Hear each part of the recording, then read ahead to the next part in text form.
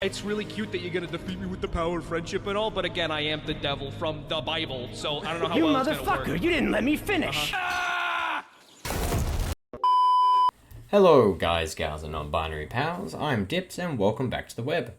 Where today we have the first video of hopefully a new series I want to be working on called Warhammer Modding Weekly, where once a fortnight I pick out some mods I think are fun and show them to you guys. Together we're going to go through 4 different mods on the Warhammer 3 Steam Workshop, which are all linked down below.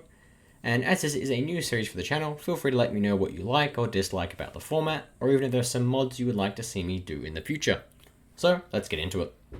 Our first mod for today is the Iron Scorpion by Ratchet Realm. This mod adds a very cool giant mechanical scorpion to both the Khornate faction and the Warriors of Chaos. This tier 3 construct just adds a little bit of spice, especially for the Khornate roster, which surprisingly enough doesn't actually have that many large single entity monsters. It's anti-infantry and armor piercing alongside all those normal goodies of the Khornate demons such as magical flaming melee attacks. Funnily enough, despite being considered a construct by the game's menu, it doesn't actually have the construct attribute, which means it's not unbreakable and will suffer demonic instability the same as other demon units, which might just be a balancing or lore thing, I'm not really sure. Also interestingly, this guy doesn't actually use the existing Scorpion skeleton from the Tomb Kings, as you might have guessed, but actually uses the Soul Grinder skeleton and animations, which is honestly pretty funny, since as you can see that upper body's skeleton is still attached, but it's not linked to any textures.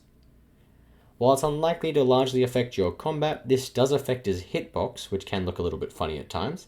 But overall, it's just a super fun mod and definitely worth checking out if you like Khorne, but you're just waiting for CA to finish fleshing out that roster a little bit. Our second mod really kicks us into gear with Kataf's Southern Realms by Kataf.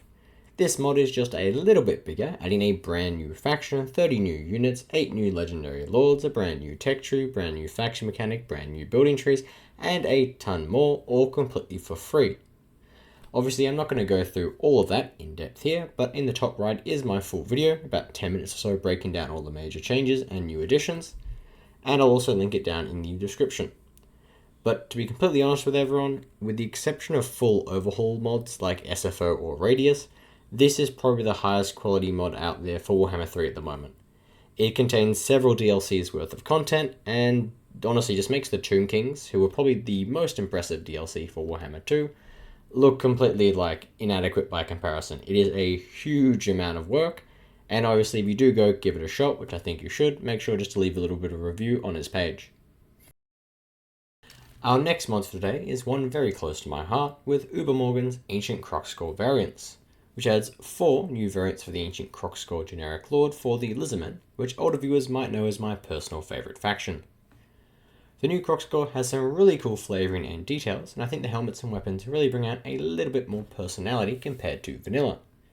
Now, to be completely honest with you, the Crocs Score Lord in vanilla is kind of dog shit, especially when you get into the later levels where they get shot to pieces very easily. If you want something a little bit more gameplay orientated, and more of a reason to use these guys, a little while back I did make a mod that gives the Ancient Crocs Score a Dread Saurian battle buddy, called the Dips Dread Saurian Mounts mod. So yeah, if you want to give that a look, there is a video explaining how it works in the top right, and the mod is also linked down below in the description. Our final mod for today is a little bit of silly sort of fun with the Vlad von Carstein Edgelord reskin by Ninja Bobby, which, makes Vlad von Carstein, the dreaded legendary lord of the vampire counts, a true warrior of Nihon.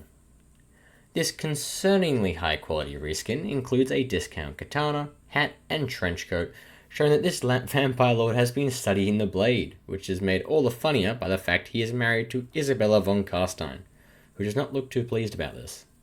This is definitely more of a gimmicky, fun kind of mod. You might pop on to watch Vlad cut down his enemies with 1,000 times folded steel, but it's actually honestly very well made and definitely worth checking out. So that's all for the mods. If you want to see more, then subscribing is the best way to let me know people enjoy this sort of thing. And if you want to check out any of these, they are down below in the description. And remember that leaving any kind of rating on the Steam Workshop is always much appreciated by us modders. If you want to check out some of my stuff, which is on the screen at the moment, it is also down below. Thank you very much for watching, and Dips out.